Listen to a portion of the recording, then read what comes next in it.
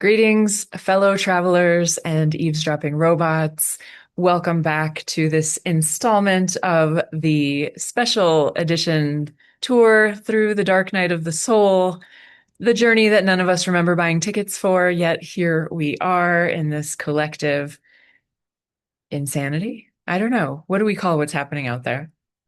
Today, let's take a journey with the Wayback Machine all the way back to 1988.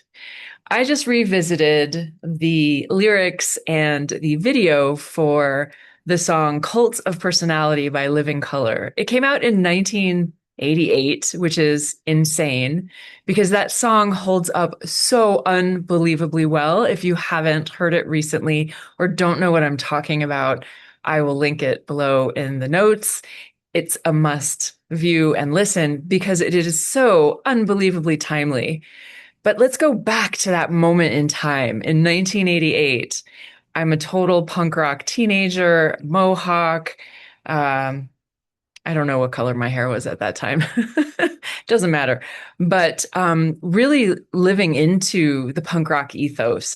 And what happens but this group explodes onto the scene. They are called a rock and roll band, but they truly are the offshoots of the punk rock movement. These gorgeous, athletic, shredding on the guitar, black dudes with mohawk dreadlock hair that's just fabulous.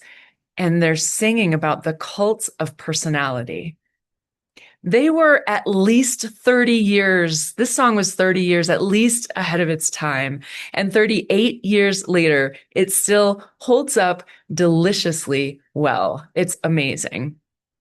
But just after this song comes out and it explodes across the airwaves, and we're all rocking out to this incredible music and sound and energy. It was the energy of liberation because what happened next in 1989? We watch apartheid crumble and disintegrate. We watch the Berlin Wall crumble and disintegrate. We are witnessing in real time the liberation of our fellow humans. And wasn't it thrilling? Wasn't it amazing? Now, let's put it in context.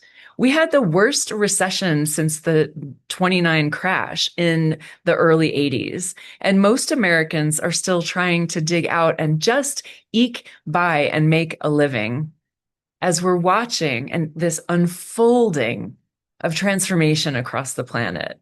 It was so inspiring and it created so much hope. The whole punk rock ethos, people who were not part of it think that it was destructive or nihilistic or racist even.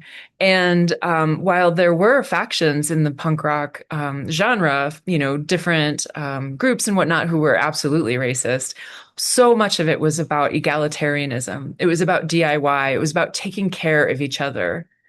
And from that movement, so much has evolved in time, and I think that so many of us that were in that movement are now coming back to some of those things because a lot of people, I've been looking around saying, where are all my punk rock brothers and sisters? Because so many of us have fallen asleep. And it was all about waking up. So this cult of personality comes out. We have all of this hope, all of this liberation that a future world might actually be possible that is workable and humane for all people on the planet and even humane for the planet itself.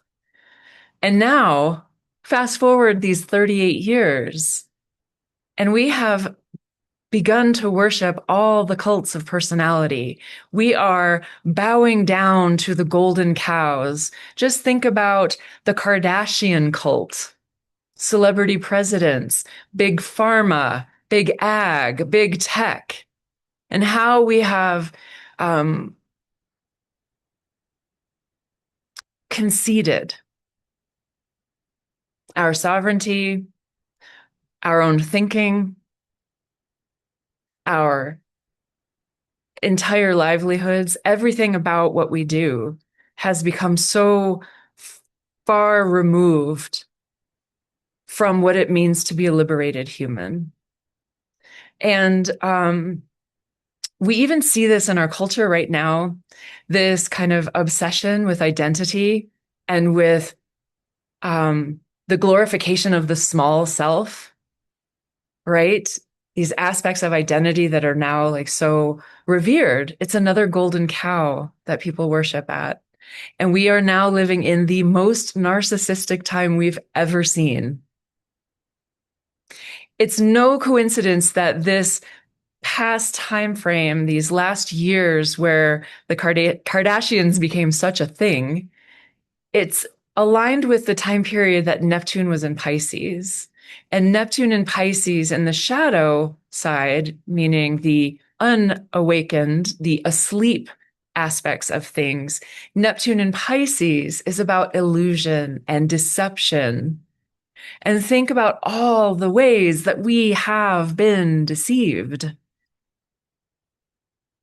and the ways that we've been the smoke and mirrors. I had a late night and it was fun last night, but my words are not coming smoothly to me. But it has been an illusion riddled time, full of fog. And in this time, it's become very easy to mistake something foundational, which is the difference between personality and essence. And we have fallen asleep at the feet of the golden cow. And when I say we, I mean us collectively. We have traded hype for substance. We have lost spirit in the material. This is why our culture is in rapid decline. And it's our time now to work through this and to come out of the fog and to pull the Neptunian sleep from the corners of our eyes so that we can see very, very clearly and to stop worshiping the cult of personality. So I have a personal confession. Some of you already know this. It's no news. But for most of my life, having come out of that punk rock ethos, I have very much resisted playing a role and really tried hard not to be the good girl, which is not to say I tried to be a bad girl, but I tried to be my authentic self. Doesn't mean I got it right all the time. Doesn't mean that I'm fully 100% of the time living my most authentic punk rock self. But as that punk rock team, I cared so deeply about people. It was always about people. It was about care. It was about love, even if it sounded harsh or sounded angry, right? It was about the earth. It was about true fairness, true justice for all of us. And as I said, where are my punk rock brothers and sisters? If you are listening, like give me an amen in the chat or in the comments below. Like, where are you? I want to know. How are you still living into your punk rock ethos and ideals? Because here's the thing. When we traded personality for true essence, when we settled for the surface materiality of daily living, of acquiring stuff, of consuming, we lost sight of the divine spark, your true essence, that seed of light that is within you. It's where your passion lies. It is the self that you came to this planet as before your family took a crap on you, before culture took a crap on you, before your teachers told you that you weren't creative enough, before religion told you there was only one way to find God, before politics shaped you into an us versus them, into some kind of righteous stance that then turns you away from the people that you most love and care about in some instances. This is not who you are, who we are. It's important to remember that Every spiritual tradition and every religion that I've ever encountered and studied distinguishes strongly the difference between essence and personality. The false, conditioned, egoic self is the small self, is the unhappy self, is the self that lashes out in anger, in rage, that is so easily triggered. This is not to say that you're wrong or bad, but there is a divine self inside of you, a divine part of you that is connected to everything, and that everything is love. Remember the difference between personality and essence.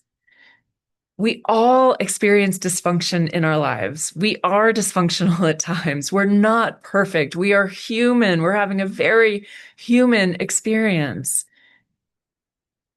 But remember that your divine self, your pure essence, does not know dysfunction. It's pure, it's holy, it is untainted. It is the personality that experiences dysfunction. And so, as I've been talking about for ever now, it feels like forever, the collective dark night of the soul, this is when you turn on the news and you see what's going on out there. It's not necessarily, remember, it's not necessarily what you see when you walk down your street, when you engage with your neighbors, when you're at the grocery store, when you're going about the business of daily life. I'm not sure that it really feels like it's a dark night of the soul. But by golly, you turn on that news and look at the destruction, the chaos, the fear, the pain, the suffering. That's what I mean by the collective dark night of the soul. It is this message that we're being potentially even indoctrinated with, that everything is collapsing. And that is not to say that things are not collapsing, because they are.